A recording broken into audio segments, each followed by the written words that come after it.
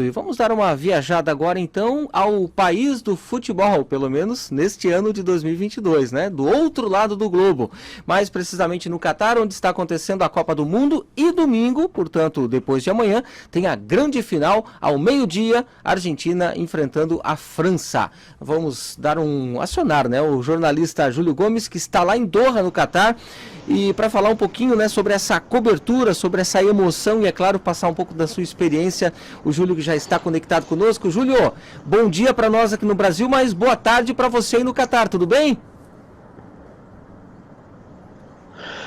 Meus caros, bom dia.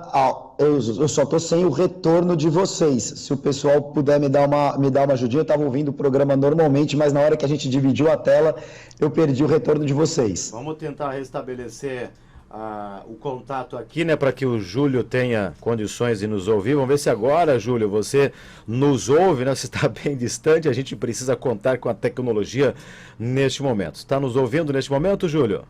Tô sim. Agora perfeito, sim, ouvindo perfeitamente. Bom dia.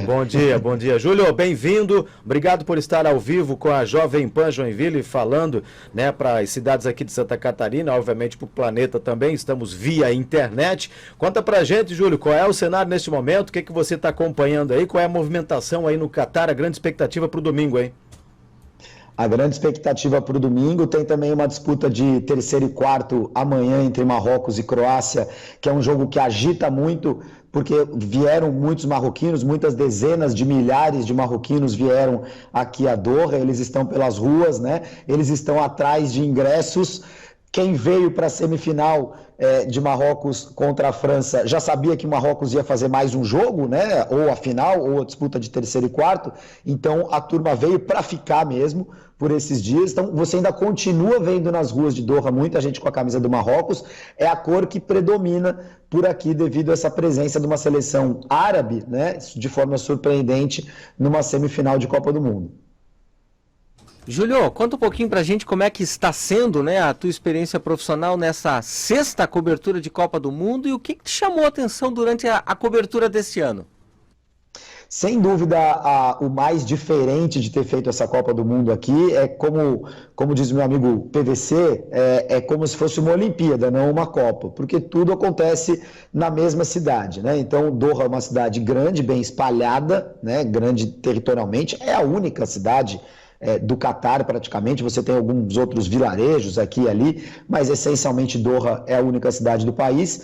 7 dos 8 estádios são aqui, um mais ao norte, outro mais para lá, outro mais para cá, mas enfim, e aí só um dos estádios que fica um pouquinho mais longe, mas assim, são 40 quilômetros também, nada demais, né? Então, isso fez com que a experiência da Copa do Mundo fosse completamente diferente se comparado às outras todas em que eu trabalhei. Por exemplo, eu fui até agora a 24 partidas, né? Geralmente você numa Copa do Mundo cobre 7, 8, 9 jogos, se tanto, né?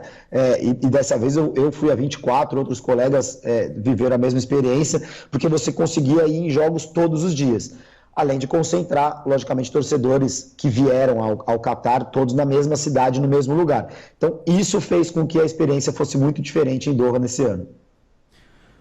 Júlio, a gente sabe que a seleção brasileira, infelizmente, já voltou para casa, e aí te pergunto o seguinte, tem muitos brasileiros ainda no Catar, tem muitos catarinenses por aí, você tem visto a camisa do Brasil? Conta um pouquinho pra gente como é que tá a presença desse torcedor aí para ver a final da Copa do Mundo, hein? Sabe que o legal de quando o Brasil está vivo na Copa, tem aquelas reuniões de torcedores, os esquentas que eles fizeram aqui no Catar, e você vai vendo de onde são as pessoas de acordo com a camisa que elas usam, ou a bandeira enrolada, né? Todo mundo traz a camisa do seu time do coração, além da camisa do Brasil, né? Então eu vi gente aqui com a camisa da Chape, eu vi gente aqui com a camisa do Criciúma, eu vi uma bandeira do Jack, do Joinville, enfim. E aí você sabe de onde são as pessoas, né? Agora, obviamente, diminuiu muito. Você vê que a camisa do Brasil está sendo usada mais por gente que mora por aqui, né? Aquela torcida internacional, que é grande a da Argentina e era grande a do Brasil também. E aí você vê bastante gente que claramente não é brasileira, né? Com a camisa da seleção. Os brasileiros estavam a todo vapor tentando revender os ingressos, né, da semifinal, da final da Copa, e geralmente estão revendendo para argentinos, porque o Brasil estaria nesse jogo com a Argentina, no fim quem esteve foi a Croácia, então quem comprou ingresso para a semifinal, final, pensando em ver a seleção brasileira, acabou encontrando maneiras aí de revender essas entradas, e os brasileiros, a maior parte, já voltou aí para o Brasil. Júlio, para a gente finalizar o nosso bate-papo, que eu sei que você está aí na correria, né, na cobertura, onde é que você está agora exatamente? Está acompanhando alguma coletiva? Está acompanhando algum bastidor de seleção? Nesse momento eu estou no apartamento em que eu fiquei hospedado aqui, né, um apartamento que fica no centro do Catar. Eu vou para o treino da França daqui a algum tempo. A França, por acaso, treina aqui perto também, chama Al Sadd, o bairro, e o time do bairro, né, era o time treinado pelo Xavi, né, antes de ele ir para o Barcelona. Então, você ainda tem vários outros estádios em Doha, os estádios usados pelos times, que não são os estádios da Copa do Mundo. Olha só como sobra dinheiro nesse país que tem uma reserva absurda de gás natural, daí que vem a grande riqueza do Catar, né, os campos de gás aqui no Golfo Pérsico. Então, eu tenho o treino da França para cobrir, hoje o treino da Argentina é um treino fechado. Agora há pouquinho estava de olho na entrevista do Gianni Infantino, que é o presidente da FIFA, que anunciou, inclusive, um Mundial de Clubes com 32 clubes no ano de 2025, né? Então, não dá para...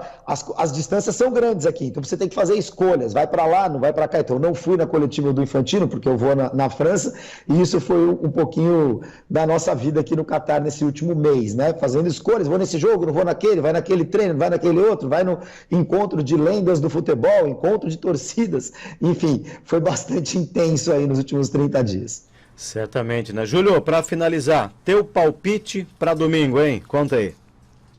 Eu sabia que vocês iam me perguntar isso, mas olha, tá difícil de ler o que vai acontecer nesse jogo, né? Eu tenho dito que é 50-50, eu acho realmente que não há um favorito. A França começou bem a Copa, depois caiu. Eu acho que os dois jogos da França nas quartas de final e na semifinal ficaram um pouquinho abaixo do que a gente esperava. A Argentina, por outro lado, cresceu, né? A Argentina faz um jogo coletivo interessante, se adapta ao adversário, joga muito em função do Messi. Eu vou ficar no muro. Eu acho que a gente vai decidir nos pênaltis. Fosse bem, segurasse bem aí a bola aí. Tá bom, Júlio Gomes, obrigado, parabéns pela cobertura, parabéns pelo trabalho, você que está em nome da Associação Catarinense de Emissoras de Rádio e Televisão, a CAERT, bom trabalho para você aí até o próximo domingo, estamos aqui na torcida para que dê tudo certo, e a Jovem Pan Joinville, muito agradecida pela tua participação mais uma vez. Foi um grande prazer ter feito essa cobertura para a CAERT, atingindo tanta gente em Santa Catarina. Um abraço para vocês da Jovem Pan Joinville, que é uma cidade muito bacana, que já visitei também. E tamo junto, ainda tem mais alguns dias aí de coberturas e de boletins. Um abraço para vocês. Valeu, Júlio, grande abraço.